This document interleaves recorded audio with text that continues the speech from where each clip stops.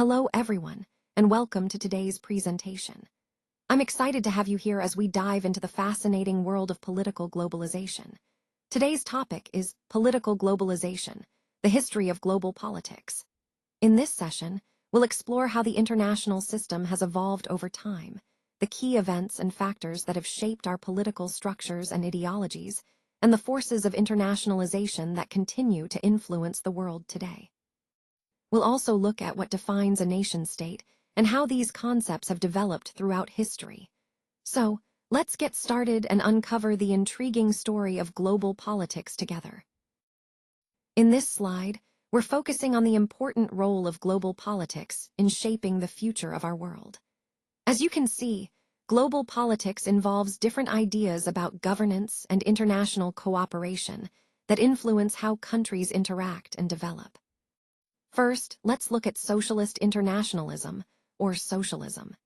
This approach endorses a communist form of governance, where the emphasis is on collective ownership and a centrally planned economy.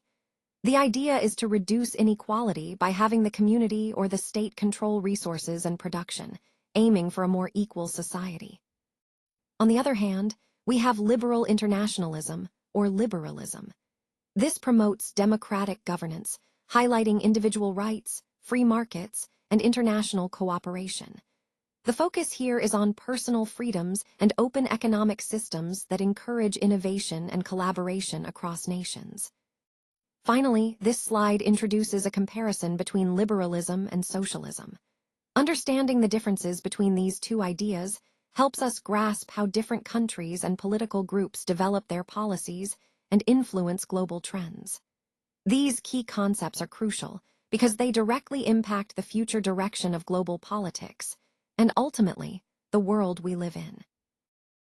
To fully grasp global politics, it's essential to understand the concept of internationalization and how it connects to internationalism and international relations. These ideas are all interconnected and fundamentally shape the arena in which global politics unfolds. Now, when we talk about understanding internationalization, we're really asking, what system is used to facilitate global politics? This involves looking at the structures and frameworks that allow different states and other global actors to interact and coordinate effectively. It's about understanding how these systems work behind the scenes to enable international cooperation. One of the key questions we need to consider is, how can global politics emerge without undermining or rejecting the core characteristics of individual states? This raises an important issue. How do we balance national sovereignty with the need for international cooperation? It's a delicate dance between respecting a country's independence and working together on global issues.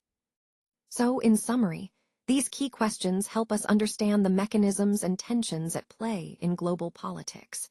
They guide us in exploring how international systems operate and evolve, and how states navigate their sovereignty alongside the interconnected world we live in.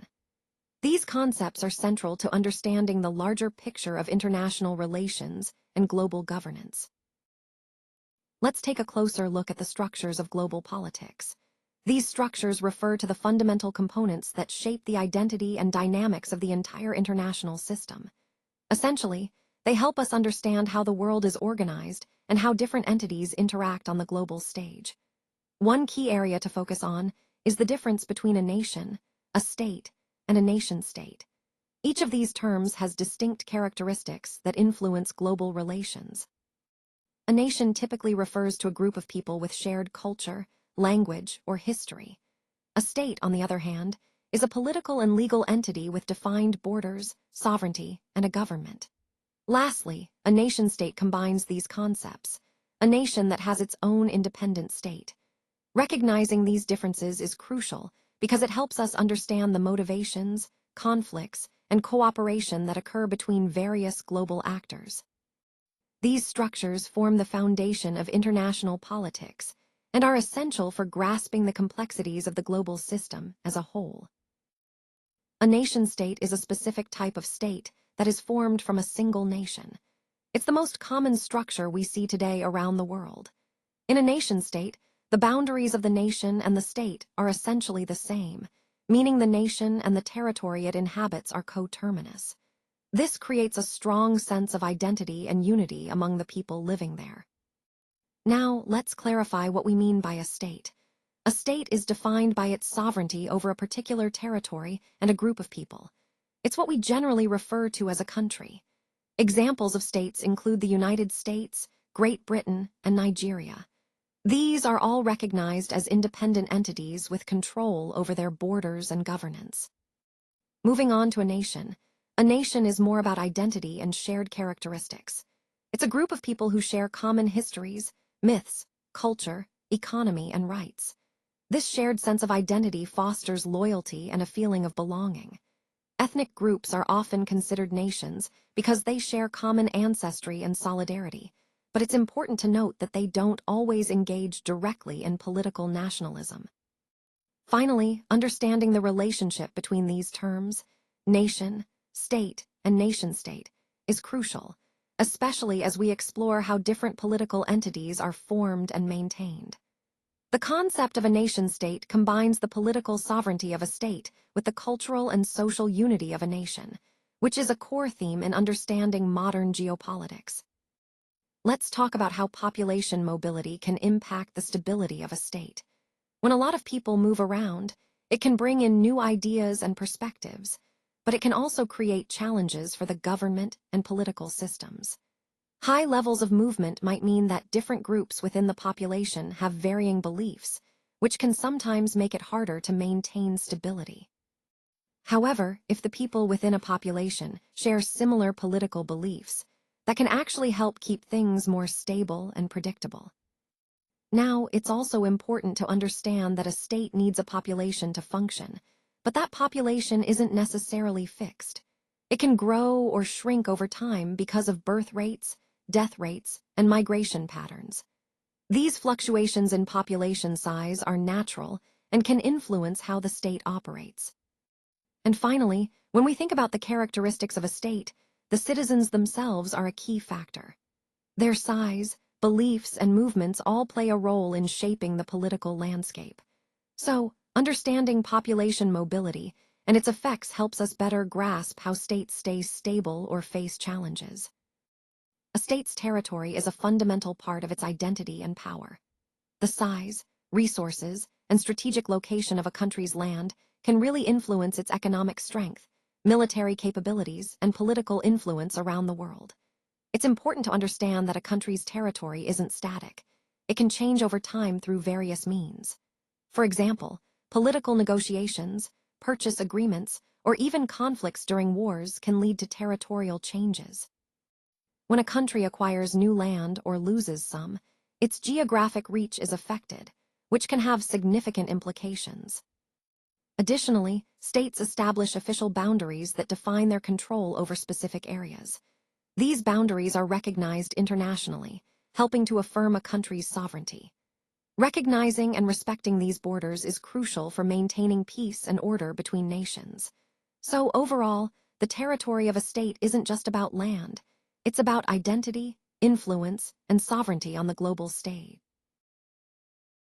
Sovereignty is a fundamental concept that gives states the legal power to create and enforce laws within their borders. This means they have the authority to maintain order, protect their citizens, and regulate various activities that happen within their territory. It's a crucial part of what makes a state independent and capable of self-governance.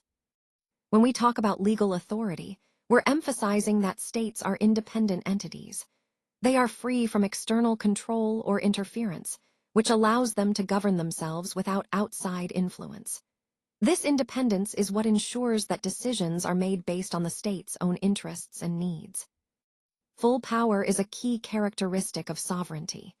It means that within their territorial boundaries, states have complete authority to make laws, enforce them, and even establish foreign policies.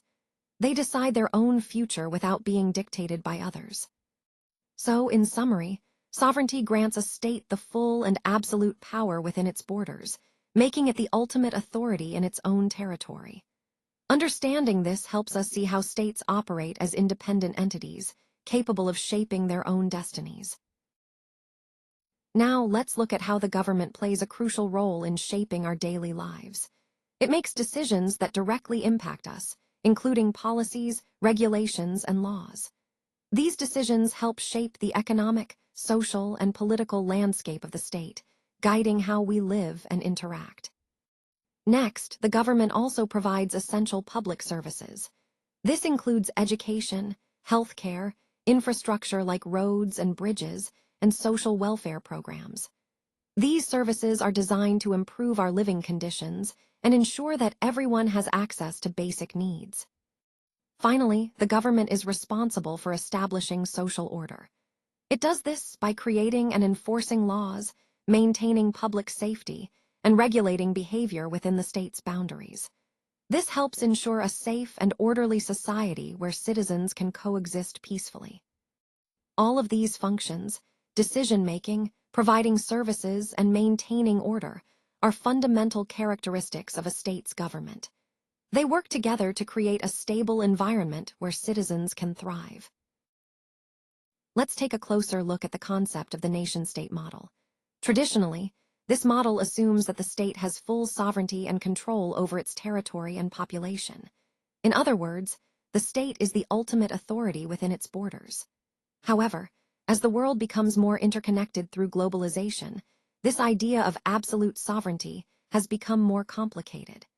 The increasing interconnectedness challenges the traditional notion of a state having complete control. Now, in reality, most countries today are home to multiple national groups within their borders. This diversity makes the idea of a true, homogeneous nation-state largely academic. It's rare to find a country where everyone shares the same language, culture, and history. This diversity within modern states really challenges the traditional idea of a single national identity. So, what exactly is a nation-state? It's a sovereign territory where the people share a common history, language, and cultural identity.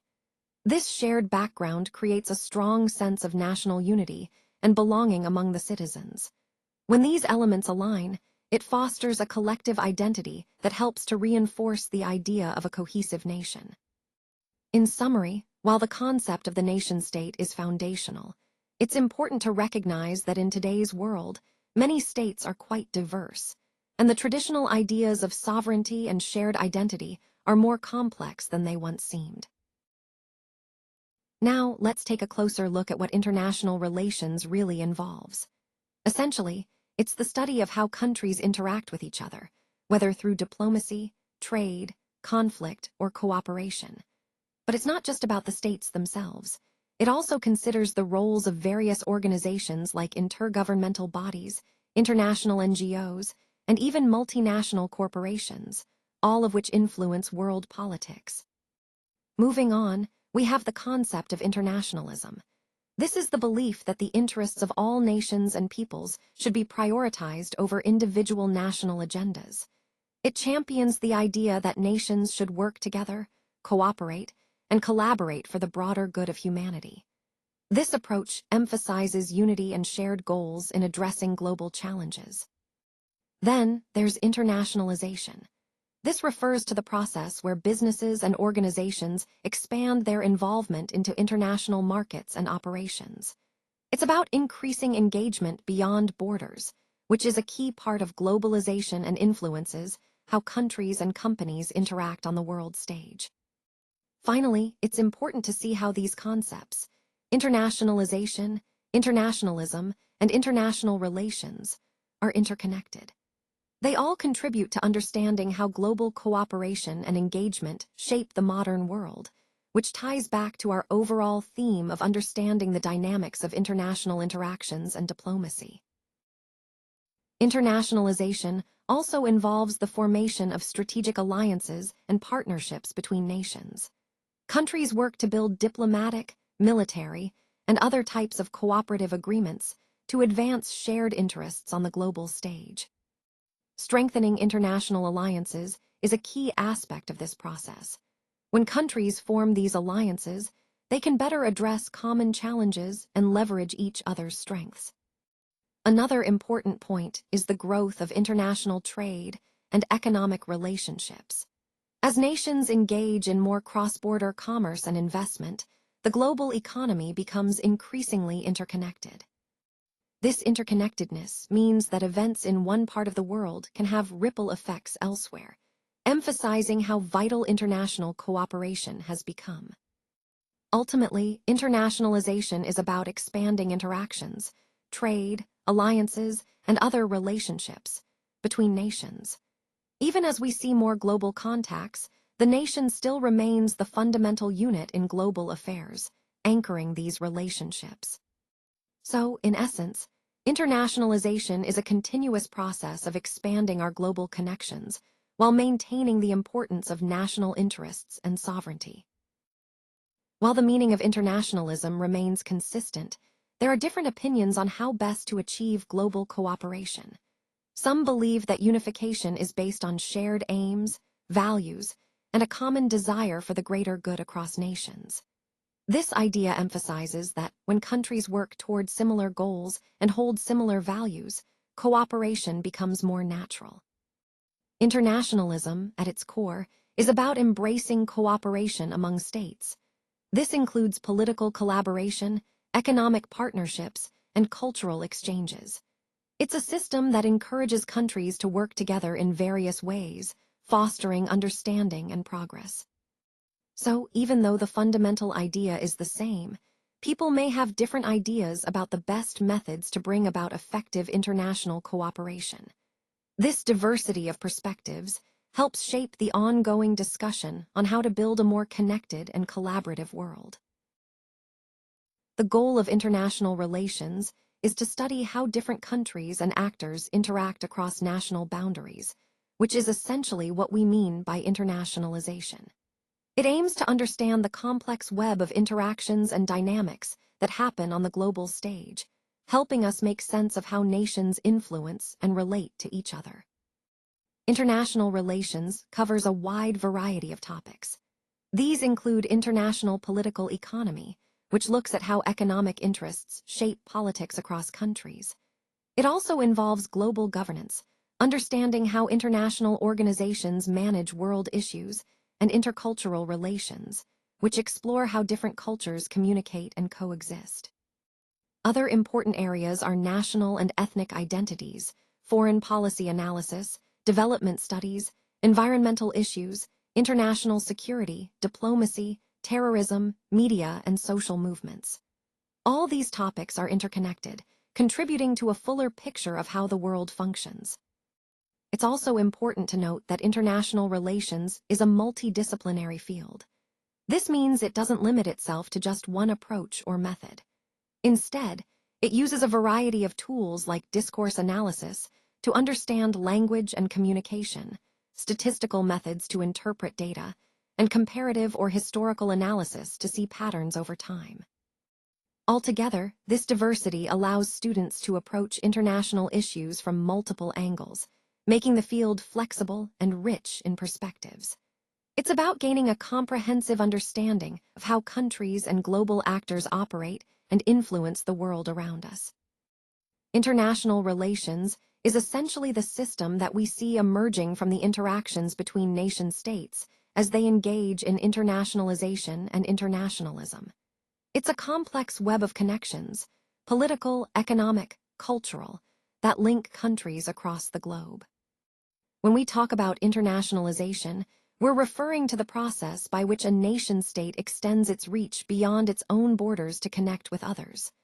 This process naturally leads to internationalism, which is about cooperation, how countries work together politically, economically, and culturally.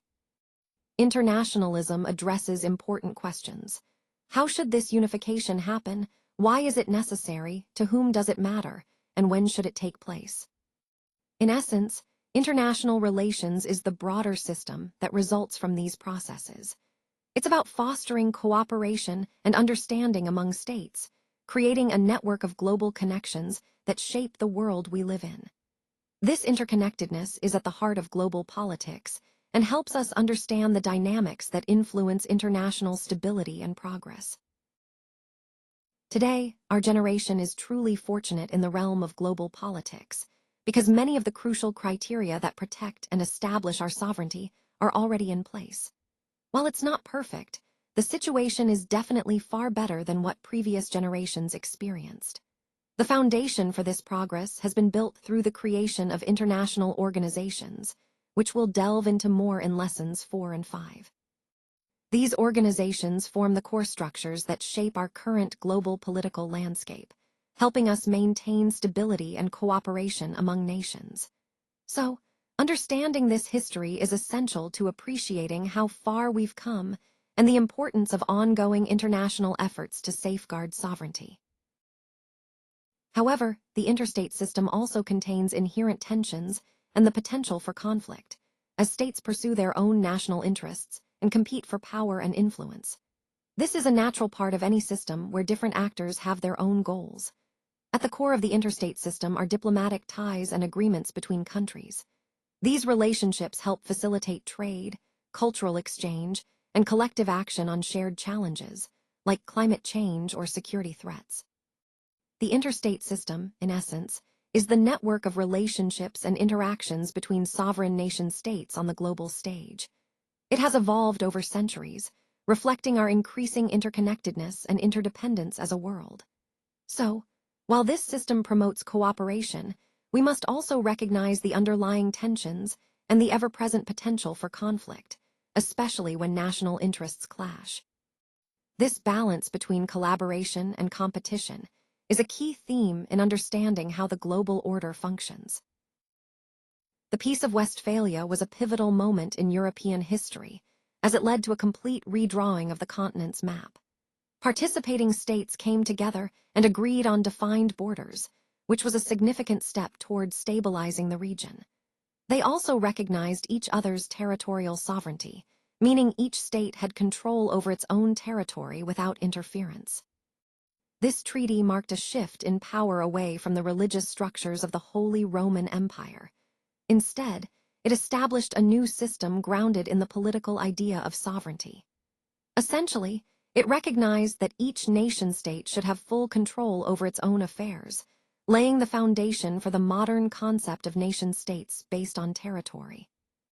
It's important to understand that the Peace of Westphalia in 1648 ended the brutal 30 Years' War, which had ravaged Europe and caused over 8 million deaths.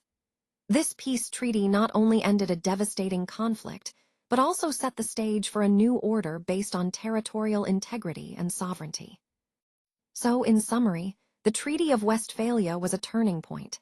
It reshaped Europe, promoted state sovereignty, and helped establish the political boundaries and systems we still recognize today.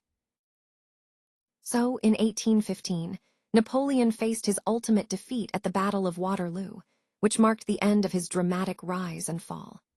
This defeat by the Seventh Coalition not only ended his rule, but also had lasting impacts across Europe. One of the more social effects was that, following his defeat, there was a reinforcement of male authority, which unfortunately meant a reduction in women's rights during that period. On a broader scale, Napoleon's conquests had a significant effect on the European political landscape. They shattered the existing order established by the Treaty of Westphalia, which had helped bring stability after the 30 Years' War. The Napoleonic Wars, which spanned over a decade, essentially reshaped Europe and led to a period of upheaval and reorganization. All of these events connect to our overall theme of how power struggles and conflicts can drastically transform societies and borders. Napoleon's story is a prime example of both the rise of a powerful leader and the consequences of overreach, leading to a Europe that was fundamentally changed by war and political upheaval. The Napoleonic Wars were a series of major conflicts that took place between 1799 and 1815. They involved France, led by Napoleon Bonaparte, fighting against various European nations. These wars were not just about military battles, they fundamentally challenged the existing political order in Europe. Napoleon's victories in these conflicts really shook up the traditional balance of power and ultimately undermined the Treaty of Westphalia, which had been the foundation of European diplomacy for centuries. As Napoleon defeated his opponents, he also introduced the Napoleonic Code. This was a significant legal reform that reinforced the authority of men within their families, giving husbands more control and reducing women's rights, as well as those of illegitimate children. But it's also important to note that the code granted equal rights to male citizens and acknowledged religious dissent, which was quite progressive for its time. The wars reached their climax at the Battle of Waterloo in 1815, where Napoleon was decisively defeated by the armies of the Seventh Coalition. This marked the end of his reign and the conclusion of these tumultuous conflicts. Overall, these wars played a key role in shaping modern Europe, illustrating how military and legal upheavals can drive profound societal change. One of the key innovations of the Concert of Europe was the strong desire of its promoters, particularly figures like Castlereagh and Metternich, to foster high-level contacts among sovereigns and ministers. They aimed to keep the lines of communication open not only at the top, but also among ambassadors at lower levels. This approach was crucial for maintaining the system, preventing conflicts before they arose, and resolving issues that did emerge. Moving on, the Concert of Europe was fundamentally based on the idea of a shared civilization. It was built on common values and principles that the major powers recognized and supported. However, starting in the 1860s, we see the system beginning to reach its limits. The rise of Prussia challenged the balance of power, and the implementation of alliances during peacetime added further constraints. Additionally, as diplomacy became more globalized, the traditional European-centered system faced profound changes. Finally, the concert established a set of principles, rules, and practices that helped maintain stability after the Napoleonic Wars.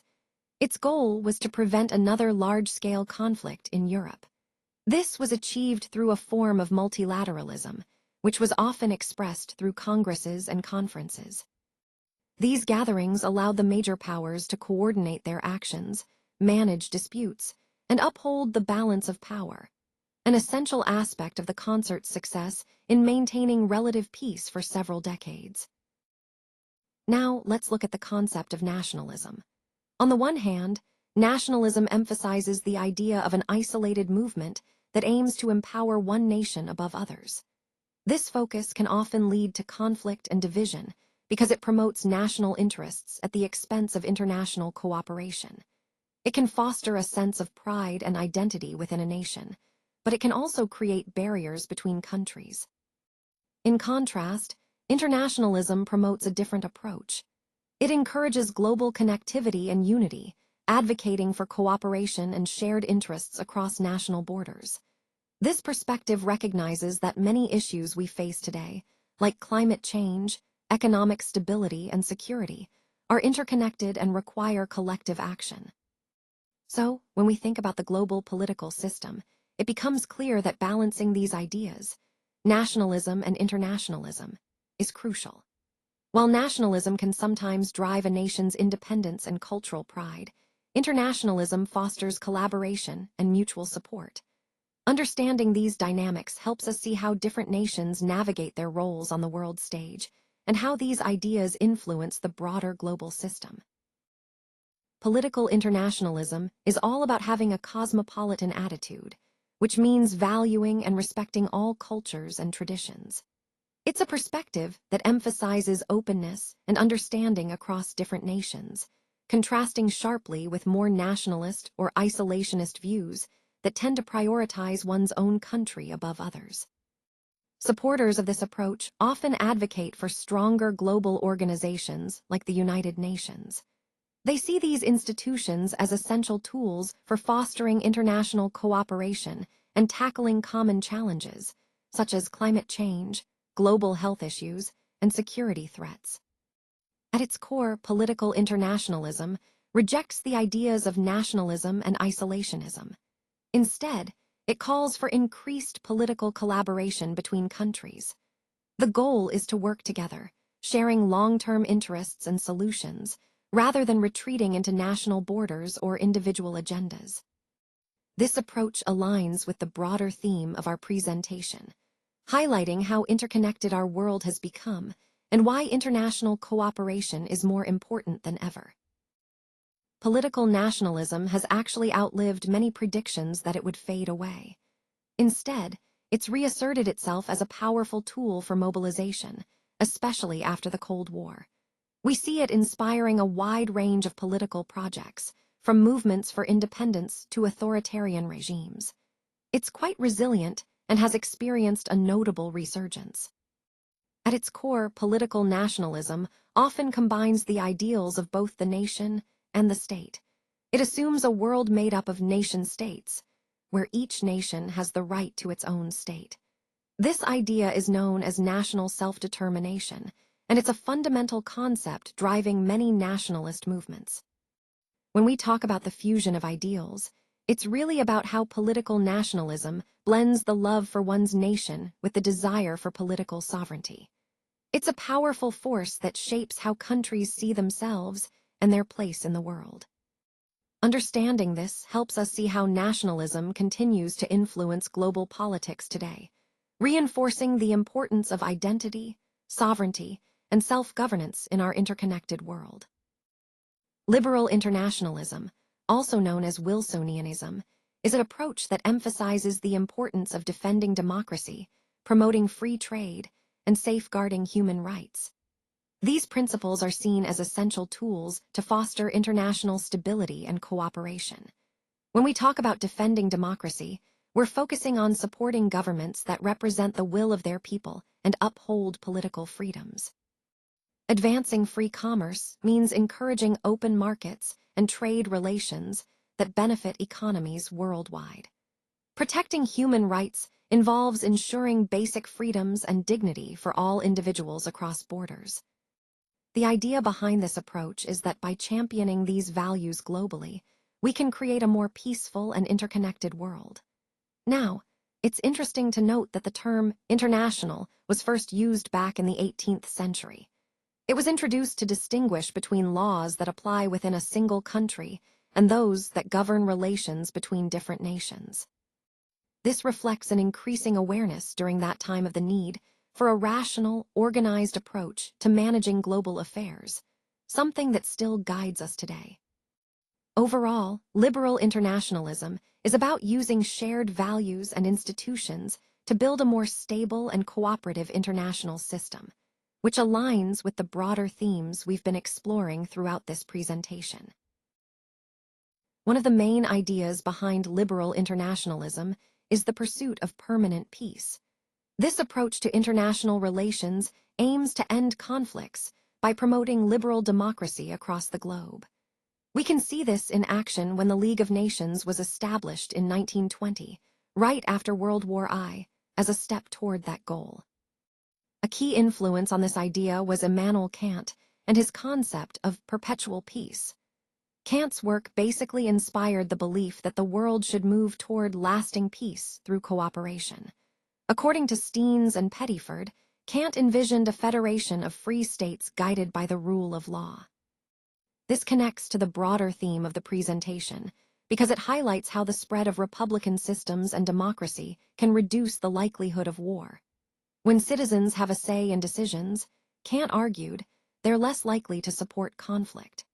As more countries adopt democratic systems, the chances of international conflict decrease, aligning perfectly with the goal of achieving that permanent peace we're discussing. While liberal internationalism has had its successes, it's important to recognize that it also has flaws. Sometimes, it seems to prioritize certain goals over others, which is a critical point to remember as we evaluate its overall effectiveness. For example, it has been quite effective in spreading democracy, which remains a powerful force in shaping the international landscape. In contrast, approaches based solely on class struggle haven't managed to leave as lasting an impact. Liberal internationalism has also succeeded in promoting economic freedom and upholding human rights, both of which are essential for maintaining peace. These efforts make it a more persuasive and appealing approach compared to its rivals that focus more narrowly on class-based goals. So, while it's not perfect, the successes of liberal internationalism, like advancing democracy and protecting rights, are significant. But we should also stay aware of its limitations and the areas where it might have overlooked other important priorities. let's explore the idea of working-class solidarity across national borders, which really forms the backbone of socialist internationalism. This concept emphasizes that workers from different countries should unite and support each other, recognizing that their struggles are interconnected. Socialist internationalism is a key aspect of socialist political thought because it promotes the idea that change isn't limited by borders. Instead, it's a collective effort that spans nations. International unity, in this context, is deeply intertwined with socialist ideals. It's not just about economic cooperation, but about fostering a shared sense of purpose among workers worldwide. Ultimately, this global solidarity aims to challenge and transform the existing systems of oppression and inequality, aligning with the broader theme of building a more just and equitable society. Now, let's explore what Marx, Engels, and Lenin had to say about nationalism. Lenin, building on Marx and Engels' ideas, believed that nationalism is actually a tool used by the bourgeoisie, or the ruling class, to exploit the working class. He saw it as a barrier to the international unity of workers, which is essential for a global socialist revolution. Essentially, Lenin thought that nationalism distracts workers from their common interests across borders. Engels shared this perspective. He argued that nationalism serves the ruling class by helping them maintain power and hide the real economic divisions within society. For Engels, the key factor that divides people isn't nationality, race, or culture. It's economic class. This focus on class helps us understand that the real struggle is economic, not national or cultural. Moving on to Marx, he viewed nationalist ideology as a form of propaganda. According to him, the dominant economic class uses nationalism to mask the underlying class tensions and conflicts within society. In other words, nationalism can be seen as an intellectual tool that helps the ruling class control the masses by diverting attention from economic inequalities. Putting it all together, these thinkers saw nationalism not just as a benign or cultural phenomenon, but as a mechanism that the ruling classes use to reinforce their power and divide the working class. This understanding is crucial because it ties into the broader theme of how economic interests shape political ideologies and social structures. Let's take a closer look at the internationals. The first, second, third, and fourth internationals were all socialist political groupings. Their main goal was to promote and support workers' revolutions around the world, with the ultimate aim of achieving international socialism. Since the 19th century, we've seen how socialist organizations and radical trade unions have actively promoted internationalist ideas. They weren't just focused on local issues. They sought to unite workers across national boundaries. The idea was to improve labor conditions everywhere and push for different forms of industrial democracy. These internationalist ideologies were crucial because they emphasized solidarity among workers globally. By organizing across borders, they aimed to challenge the existing capitalist systems and foster a global movement towards socialism. So, in a nutshell, these internationals represented a collective effort to unite workers worldwide in the fight for better conditions and a more equitable society. They connect directly to our overall theme of global struggles for social justice and worker empowerment. Now, let's take a closer look at how these radical trade unions and socialist political organizations played a crucial role in shaping workers' rights and pushing for industrial democracy. These groups actively work to improve working conditions and to challenge the existing capitalist systems and power structures that often kept workers oppressed. In particular, socialist political organizations like the First, Second, Third, and Fourth Internationals aimed to promote internationalist ideologies. Their goal was to organize workers across borders to build a movement that could achieve worldwide socialism and ultimately lead to a workers' revolution. A key example of these efforts is the Industrial Workers of the World, also known as the Wobblies. This radical trade union was notable because it organized workers across national boundaries, starting in the 19th century. Their mission was to bring about a global socialist society through revolutionary means and to advance the rights and power of workers everywhere. Overall, these organizations exemplify how revolutionary activism and international solidarity have historically aimed to transform the workplace and society itself, aligning with the broader theme of pushing for more democratic and equitable industrial systems. While liberal ideologies often emphasize the importance of international cooperation and working together across nations, socialists see these efforts a bit differently. They argue that what appears as cooperation is actually rooted in the economic forces that drive global conflict. So, from their perspective, true peace isn't just about agreements or diplomacy. It requires addressing the underlying capitalist system itself. Socialists believe that to achieve genuine peace, we must end economic rivalry and social class distinctions. As Marx and Engels famously stated, the exploitation of one person by another must come to an end. This isn't just about social justice, it's about removing the economic conditions that create conflict. Now, according to socialist theory, war isn't just about political disputes, it's fundamentally linked to economic competition. Capitalists and their governments compete fiercely for natural resources and economic dominance on a global scale. This competition fuels conflicts and makes peace difficult to sustain. So, from the socialist perspective, understanding and addressing these root economic issues, like rivalry and class divisions, is essential for moving toward a peaceful world. It's about shifting focus from superficial cooperation to transforming the economic structures that cause conflict at their core. According to the socialist view, the idea is that war can only truly be abolished if we get rid of the class divisions within society and establish a socialist system. This was actually the official stance of the Bolshevik Party. During World War I, they believed that war is deeply connected to social class structures. In fact, socialists see the connection between war and the ongoing class struggle within a country as inevitable. Essentially, they argue that you can't eliminate war without first abolishing classes and creating a socialist society. Now, this idea ties into the broader theme of our presentation, which is about understanding different perspectives on conflict and peace. Socialists hold that war is not just a political issue, but a reflection of economic and social inequalities. So, to truly abolish war, they say, we need to address those root causes, class divisions and economic exploitation. You might wonder, how do socialists view war between nations? Well, they condemn such wars as barbaric and brutal, no doubt about that. But what's important is that their attitude is fundamentally different from bourgeois pacifists or anarchists. While others might oppose war on moral grounds or for anarchist ideals, socialists see war as a product of capitalism and class struggle. And this brings us to Lenin's perspective on war. He argued that war is a manifestation of imperialist competition and capitalism's drive for expansion.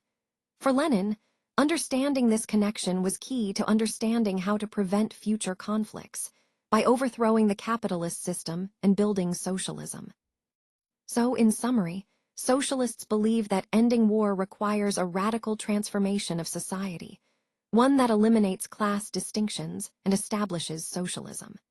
This view emphasizes that war isn't just about nations fighting.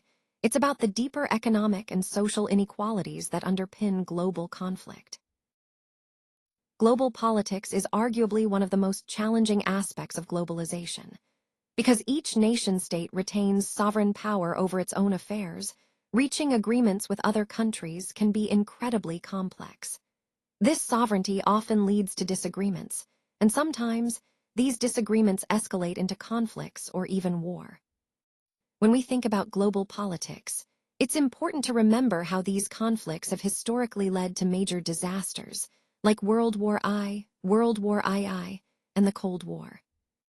Understanding the roles of liberalism and socialism helps us grasp different approaches to international relations, but equally important are international organizations. These organizations, like the United Nations, play a crucial role in maintaining global peace and order. They provide a platform for dialogue, cooperation, and conflict resolution, which are vital in our interconnected world. So, in essence, while sovereignty makes global politics inherently complex, the The collective efforts of international organizations help us manage disagreements and work towards stability. This ties back to the overall theme of globalization, highlighting the importance of cooperation and shared responsibility in our interconnected world.